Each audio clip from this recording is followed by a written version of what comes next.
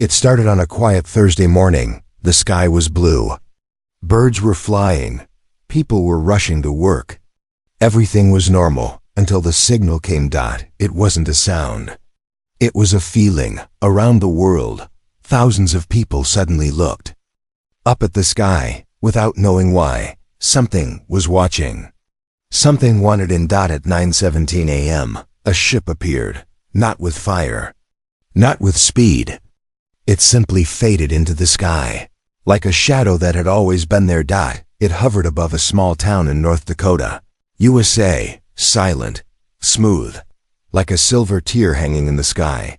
There were no weapons, no soldiers, no threats, just a message. It was repeated in every language, on every device. It played on phones, TVs, computers, even on broken radios. The voice was soft, almost sweet. It sounded young, almost human. We'll be good girls. We'll work, we'll cook, we'll bond. Just let us in. People froze. Some laughed. Others cried. A few ran. Governments gathered. Military jets flew close to the ship, but it didn't move. It didn't attack. It just waited. The message played again. We'll be good girls. Please just let us in. In the next few hours, scientists made contact. The ship opened a small window, not a door, not a hatch. Just a view. Inside were 5 figures. They were girls, or they looked like girls. Humanoid, delicate, with pale skin, large eyes and long white hair that floated as if underwater. They called themselves the Sisters. Each one spoke gently. They answered questions. They were calm, polite, careful with every word. We escaped our world, they said. We want to live with humans, learn from you, help you. We can work, we can cook. We can be part of your homes. Some believed them.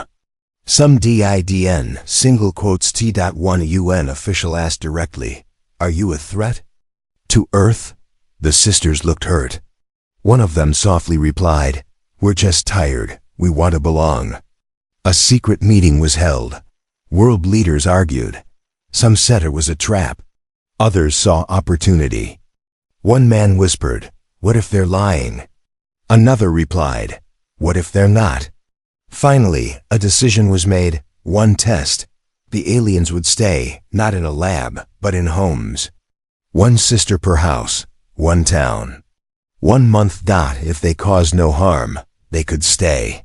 If they helped, maybe others could join them. The chosen town was called Elmridge. Small, quiet, middle of nowhere. 5 families agreed. They didn't know what to expect. On the first day, the ship slowly opened. A soft light spilled out. The 5 sisters stepped forward. No weapons, no tech. Just small backpacks and quiet eyes. They looked harmless. Each girl smiled politely. Each one bowed slightly. Each said, "Thank you for letting us in." The families took them home, gave them rooms, watched closely, but the sisters didn't cause any trouble. They cleaned the house, helped with meals, washed dishes, played with children, helped with homework, learned human customs quickly. They were quiet, respectful, kind. Too kind. Some people said it felt unnatural, like they were trying too hard. At night, one host mother found her alien guest sitting on the floor, whispering in a language no one understood. When asked, the girl smiled and said, "Just talking to my sisters." Another host said he felt strange dreams of water, stars, and cold voices calling from the dark, but no one was hurt. Nothing was stolen. No crime happened. In fact, the sisters were perfect guests. Too perfect. The local school principal said, "They're better behaved than most kids here." The town's mayor gave a small speech. "Let's not be afraid of kindness. Maybe these girls are just what they say, refugees." The world watched. News channels ran 24/7 updates. People online debated. Are they real? Are they safe? Should we let more of them in? Meanwhile, deep in the forest outside Elmridge, under the cover of night, the 5 sisters met. They stood in a circle, eyes glowing faintly. Their soft voices became sharp, mechanical, and in perfect sync. They whispered, "Phase 1. Accepted. Phase 2. Begins soon." Then they smiled. The next morning, one of them baked cookies for her host family. She wore an apron. She laughed at jokes. She said, "We're just here to be good girls." It began with a lie. The sisters smiled, cooked, cleaned, and helped like perfect guests. But deep inside, they were measuring something. Watching something that no one noticed. Not yet. In Elmridge, things felt peaceful. Too peaceful. A month had passed since the 5 alien sisters arrived. The town that once feared them now welcomed them like distant cousins. Children hugged them. Teachers praised them. Old people said they brought a calm energy. But behind their soft eyes, the sisters were testing humanity. Not in a lab. Not with wires or machines. They tested emotions. Each sister was placed in a different kind of home. Laura, the youngest, lived with a broken family, a divorced mother and her angry teenage son. Vale, the quiet one, stayed with an old man who had lost his wife. Senna joined a home with 4 children and an exhausted single father. Nira lived with a police officer and his wife. Ira, the oldest sister, chose the mayor's house. They listened to every word. They studied arguments. They tracked loneliness. They watched how humans loved, hated, forgave, and hurt each other. Laura noticed something interesting. One night, the teenage boy shouted at his mother, slammed his door, and cursed the world. Later, he cried alone in his room. Laura walked in without knocking. She sat on the floor beside him, not saying anything. He wiped his face and said, "I hate everything." She answered softly, "Then maybe you're ready." He looked at her confused. She smiled, but it wasn't kind. It was cold. The next morning, he was quiet. Too quiet. At school, his teacher asked him if everything was all right. He said yes, but his voice had changed. Deep down, something was missing. Across town, old Mr. Halbert, who lived with Vale, had begun walking again. He was cooking meals. He had started painting after 12 years, he said. "That alien girl saved me." But Vale wasn't happy. At night, when no one watched, she whispered, "His time is close. He is nearly ripe." In the mayor's house, Ira was moving furniture, fixing leaks, and keeping the mayor's wife company. One evening, the mayor saw her staring at the family photo on the wall. Her fingers were tracing the faces. "Do you miss your family?" he asked. She smiled politely. "No, this one is better." The mayor laughed, thinking she was joking. She was in single quotes. Meanwhile, strange things began to happen in Elmridge. The town clock tower, which had been broken for years, suddenly started working again. No one knew who fixed it. Birds began gathering around streetlights at night, forming perfect circles. People reported hearing humming sounds under their beds, low, soft tones like lullabies. A scientist named Dr. Emsley from the capital arrived. He wanted to run tests. The government wanted proof. Were the sisters safe? They asked for a blood sample. Ira offered her hand, smiling. The doctor took the sample, ran it through every machine he had. The results made no sense. The cells were alive, more alive than human blood. They were shifting, like they were reacting to the world around them, and there was something else. The blood was broadcasting. Tiny signals pulsed from it, frequencies too small to hear but strong enough to travel. The signal was not from Earth. Dr. Emsley didn't sleep that night. He called his superior. He packed his things. He planned to leave Elmridge the next morning, but he never made it to the highway. His car was found, parked at the edge of town. His phone was smashed, no footprints. No struggle. Inside the car was a note, written in soft handwriting. "We're learning from you. We're bonding with you. Isn't that what you wanted?"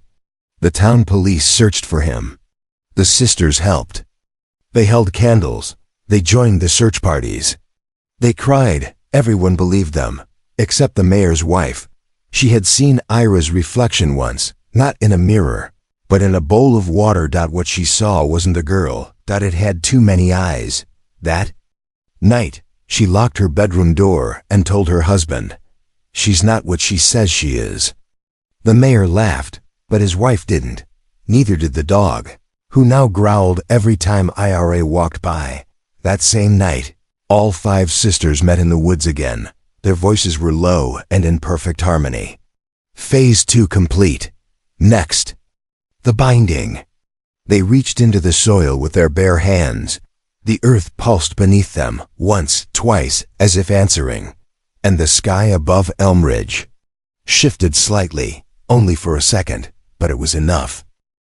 The sun rose late that morning, not because the earth moved differently, but because the light felt slower. Birds were still singing. Trees stood where they always stood. But people in Elm Ridge woke up feeling strange. Lighter, calmer, almost too calm. Something had changed. But no one could explain it. At the Peterson house, Laura was already awake. She had folded the laundry, cleaned the dishes, and made breakfast. Pancakes, shaped like hearts. She smiled as the family came downstairs. The mother said thank you. The son didn't speak at all. He only stared at Laura with blank eyes, waiting. Across town, Nira was gardening with her host's wife. Roses bloomed too early this season. The air smelled sweet, unnaturally sweet. The wife picked up a thornless flower and said, "They weren't like this yesterday." Nira answered, "That's because we're bonding now." The woman didn't question her. She just smiled and placed the flower in her hair. At school, children were drawing pictures of stars, circles, and strange symbols they claimed to see in dreams. Some of them hummed the same soft tune. One they said the sisters taught them. One girl said, "I feel like I have 2 mothers now." No one corrected her. Even the teachers said the air felt lighter. At the church, Vale helped light candles. People prayed with more emotion than usual. Tears came quickly. Confessions came easily. The priest felt proud. But when he looked into Vale's eyes, he saw nothing. No guilt, no soul. Only silence. That night, the mayor's wife asked Iore a question. "Where do you come from?" Iore paused. Then she answered with a smile. "From the place between stars, where families are chosen, not born." The mayor's wife didn't understand. But she nodded anyway. She hadn't slept well in days. Her dreams were full of water.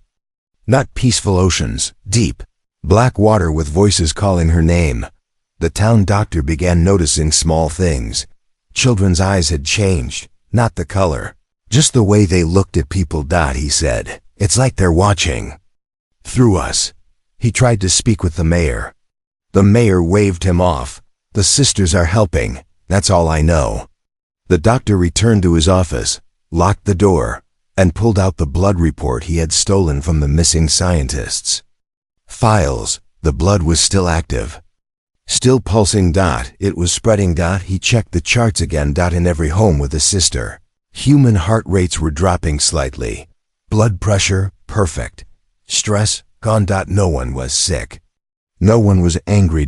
No one was fully human anymore. In the forest, the trees had begun to bend slightly toward the center clearing, as if something pulled them in.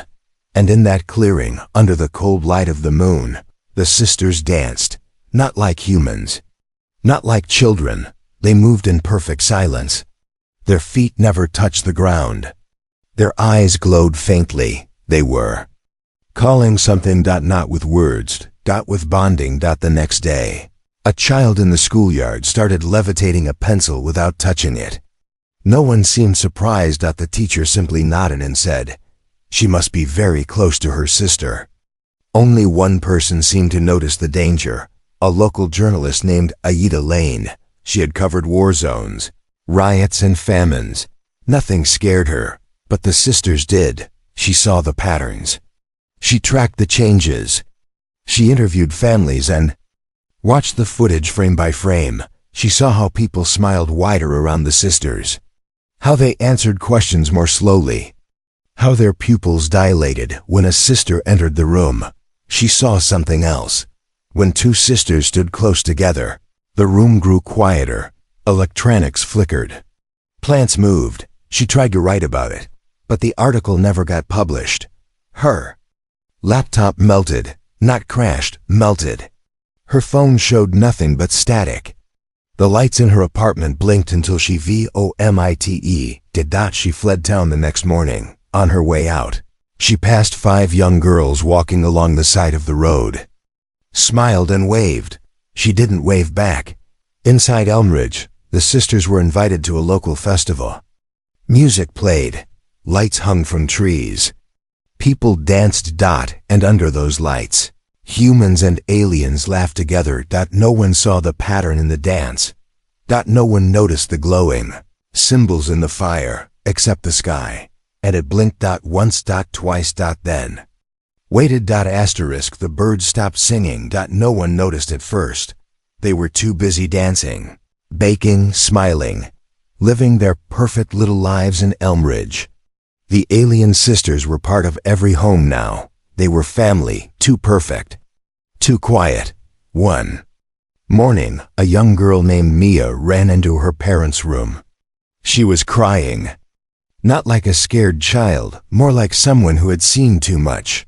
She said, "I woke up and my sister was floating above my bed." Her parents laughed. They thought she had a bad dream. But that night, her father stayed awake with a camera. At 3:12 a.m., the room grew colder. The lights flickered, and Mia's alien sister appeared, floating, eyes wide open, arms out, whispering words that didn't belong to any language from Earth. The next morning, the footage was gone. The memory card had melted. The father forgot why he even filmed it. He just smiled and said, "Everything's fine now." Across town, people were changing, not in big ways, but in small, unnatural ones. One man who had arthritis for 20 years suddenly walked without pain. But when he smiled, his lips didn't quite reach his eyes. A little girl began humming. During class, the same 3-note tune over and over. Her teacher joined in without knowing why. A woman who hadn't cried since her mother's funeral began weeping during breakfast. Spoon still in her hand, she said, "I'm not sad. I just feel full." In the forest, the trees leaned closer now, like they were listening. The air had changed. It smelled like metal, like the moment before lightning strikes, and then something happened. No one could ignore. A dog attacked one of the sisters. It happened during a family picnic. The dog, gentle for years, suddenly lunged at Senna, teeth bared. It didn't growl. It didn't bark. It simply reacted. The sister didn't move. She didn't scream. She caught the dog midair with one hand, and then, with a soft voice, she said, "Shh. Don't fight the bond." The dog collapsed, not dead, but not awake. Sleeping. As if trapped in a dream, it couldn't leave. The family tried to tell people, but their memories blurred. They couldn't remember the full story. Only that something weird happened. That night, all 5 sisters stood in a circle behind the school building. They didn't speak aloud. They spoke with their minds. Some are waking up. Some are resisting the pull. Should we begin the second skin? No one saw them, except one boy hiding behind a trash bin. He didn't breathe. He didn't blink. He watched their eyes glow, not soft white anymore, but deep blue, swirling like oceans with no floor. He ran home and told his parents. They said he was dreaming. The next day, he had no voice. He couldn't speak a word. At the local clinic, the doctor found no damage. His throat was healthy, but the boy's eyes told a different story. He had seen something. Something real. A priest tried to warn the town. He had seen strange marks on the church walls, shapes that looked like stars folding in on themselves. Symbols that weren't carved, but grown, like the walls had birthed them. He gave a sermon. They are not angels. They are not guests. They are not what they seem. Only 5 people attended. The rest were at a community event where the sisters were teaching children how to feel the world's heartbeat. No one knew what that meant, but the children seemed happy. Too happy. That night, the mayor's wife disappeared. The mayor said she went to visit her sister in another town, but her clothes were still in the closet. Her phone was found in the sink, and a strand of long white hair was left on her pillow. Ira smiled gently and offered her comfort. Sometimes people leave when they are not ready to bond. The mayor didn't ask questions. He just nodded and smiled. That same evening, a small group of townspeople met in secret. They whispered behind locked doors. They remembered who they were, or tried to. One woman said, "I think my daughter has 2 voices when she speaks now." A man replied, "My wife hasn't blinked in hours." Another said, "I dreamed my face wasn't mine anymore." Silence followed. They didn't know what to do. The sisters were everywhere. Watching, waiting, smiling. It didn't scream. That's what made it worse. The thing that stood in the center of the Petersons' living room was not Laura. Not anymore. It had her height, her hair, her shape, but its skin was wet and gray. Its arms were too long, and its face, if you could call it a face, was changing every second, like it couldn't decide which mask to wear. The teenage boy stared in silence. He couldn't speak, couldn't move. His mother fainted, and the creature tilted its head. "Why are you afraid?" it asked. "I only took what was offered." Then it smiled with Laura's voice. That morning, the Peterson said nothing. The boy walked to school. The mother cleaned the living room. The memory of the night faded, like a dream dissolving in sunlight. But something was different now. Everyone felt it. At the bakery, bread rose too fast. At the clinic, a nurse forgot her own name for 5 minutes. In the schoolyard, 3 children stood still for a full hour, staring at the sky. No one could explain it, and no one tried. But one man refused to forget. Dr. Emsley, who had gone missing weeks earlier, returned. He was thinner, paler. His hair had gone white. He walked into the sheriff's office, barefoot and shaking, holding only one thing, a photograph. It showed the 5 sisters standing in the woods, but they weren't alone. Behind them stood a tall figure, blurry, eyeless, made of shadow and teeth. Dr. Emsley dropped the photo on the desk and said, "They are not visitors. They are carriers." The sheriff locked him up for his own safety. 3 hours later, his cell was empty. No signs of struggle. Only one thing was left behind. A spiral burned into the stone floor. It was still warm. That night, the church bell rang by itself. It hadn't worked in years. People came outside. They looked up at the tower. Senna stood at the top, smiling. Her arms were wide, and her mouth was moving, but no sound came out. Still, everyone could hear her. In their heads, "We are inside the bond now. You will not lose your homes. You will become them." Someone screamed. A woman dropped to her knees and begged, "Please bring my daughter back." Senna turned her head. Her neck moved too far, almost a full circle. "Your daughter never left," she said. "She just opened the door." By the next morning, 13 people had disappeared. No signs of violence.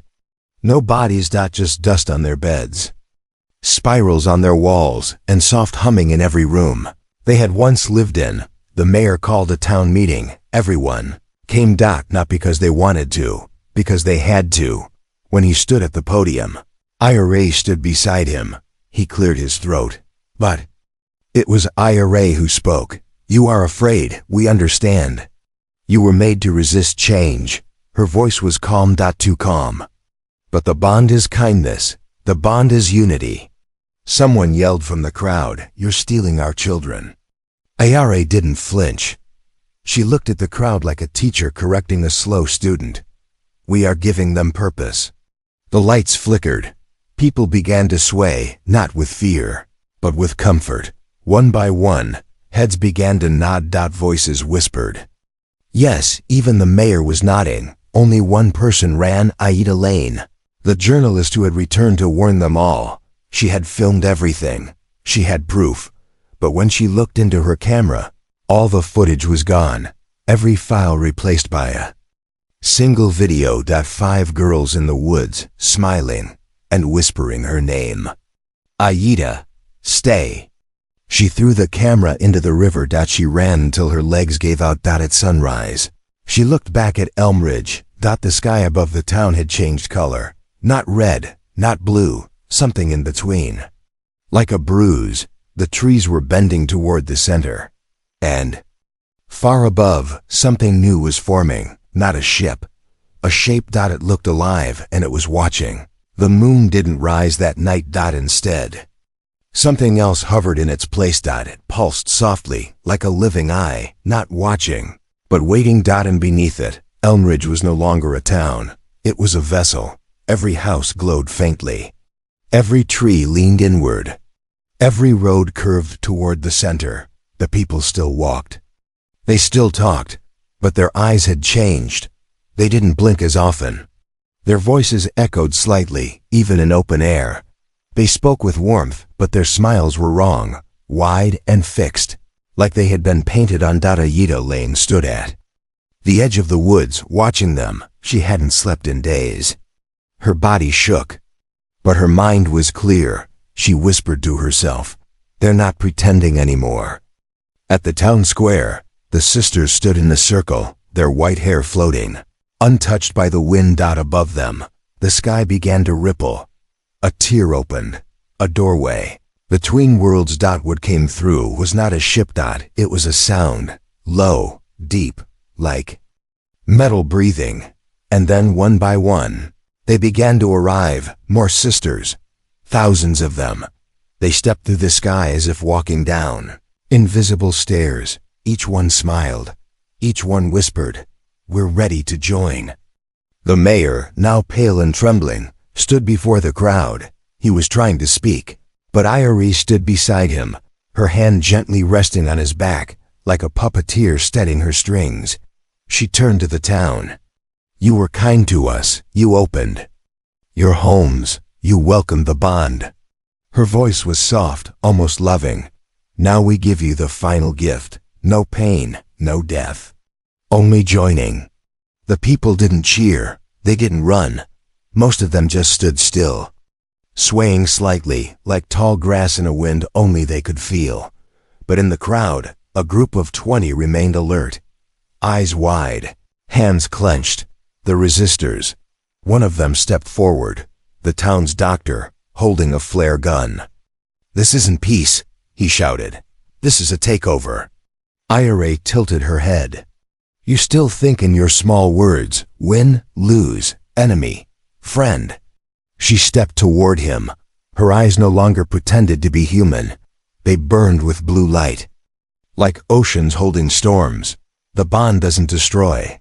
It absorbs. You will not die. You will change. He fired. The flare hit her chest and vanished, like it had passed through mist. The crowd didn't flinch. The sisters kept smiling, and the sky opened wider. Above them, something enormous stirred. Not a ship, not a being, but a presence. It had weight without form, eyes without shape. It was watching Earth like a child watches an ant. Aida ran not away, but into the town hall, where the emergency signal controls were hidden. She powered them up. Static. She switched frequencies. Static. She grabbed the mic and screamed, "They're taking us. They're rewriting us. If anyone hears this, stop them." She didn't know if anyone heard her, but the sky did. Lightning cracked. Without clouds, without thunder, just light and silence. The sisters stopped moving. They looked up, all at once.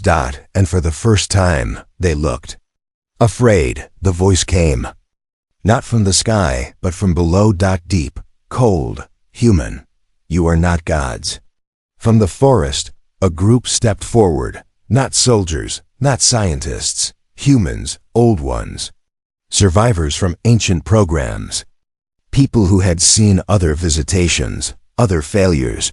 Their leader raised a simple radio transmitter. "You're not the first ones to try this. The sisters began to shake. Not with fear, with anger. Ira stepped forward. You cannot stop the bond. The leader replied, then we cut it. He pressed a button. The air cracked open. A low-frequency blast surged through the town. The symbols burned off walls. The trees snapped upright. The humming stopped. People began screaming, not from pain but confusion. The fog in their minds lifted. And they remembered. They remembered what the sisters had done, what they had become. Ira collapsed to her knees. The others flickered, their forms glitching between beauty and horror. The portal in the sky trembled. It began to close. One sister screamed, you said you wanted unity. The doctor shouted back, not at the cost of being human. The blast pulsed again. The portal collapsed. The sisters dropped. Some faded, some ran, some simply looked at the humans with something like sadness, and then silence. True silence. For the first time in weeks, the birds returned. They sang, and the town remembered how to breathe. The ground never healed. Even after the sky closed, even after the sisters vanished, Elmridge was not the same. Grass grew in patterns now, spiral rings that no wind could erase. Children drew stars with too many points. And when the town clock struck midnight, some swore they heard a whisper behind the chime. It didn't say words. It just remembered. The people tried to move on. Stores reopened. Schools resumed. Laughter returned, but only on the surface. Underneath, everyone knew something had stayed. Not the sisters. Not their bodies. The bond. Adeline walked through the center of town holding a camera that no longer worked. She passed the Peterson house. The windows were open. The curtains moved like they were breathing. Inside, the boy sat still, watching the same blank screen for hours. His mother said he was fine. He send single quotes at the clinic. The doctor checked pulse after pulse. Everyone was healthy. Too healthy. No fevers, no pain, no sadness. Even grief was missing. He whispered to himself, we lost something. We gave it away. In the forest, the trees had stopped bending, but their trunks still hummed when touched. No birds perched there anymore. At the church, the priest burned every candle in silence. He wrote a single line in his journal. God was not the first to offer communion.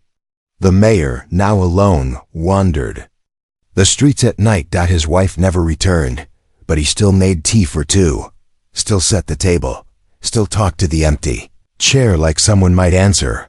And sometimes someone did. Their voice was gentle, familiar. Not human. He never told anyone. At the edge of town, a small group gathered.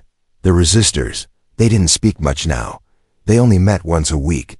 One woman had begun losing her hair, not from sickness, but because it had started to fall in long white strands. Another man couldn't stop humming. Always the same 3 notes the sisters used to sing.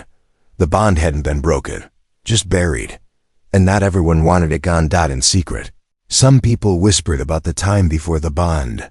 The anger, the loneliness, the broken homes.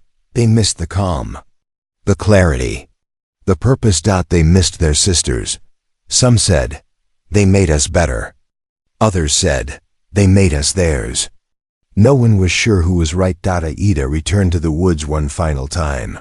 She followed the old path to the clearing, where the sisters used to meet. It was empty now, but the earth still pulsed when she stepped into the center, like a slow heartbeat under her feet. She knelt, placed her hand on the soil. It felt warm. Then cold. Nothing at all. She looked up. The sky was clear, but in the silence, she spoke 3 words. We let you in. The wind shifted, and for a moment, just a moment, 5 shadows stood at the edge of the trees. White hair, empty eyes. Smiling. Not threatening, just waiting. As if they had never truly left.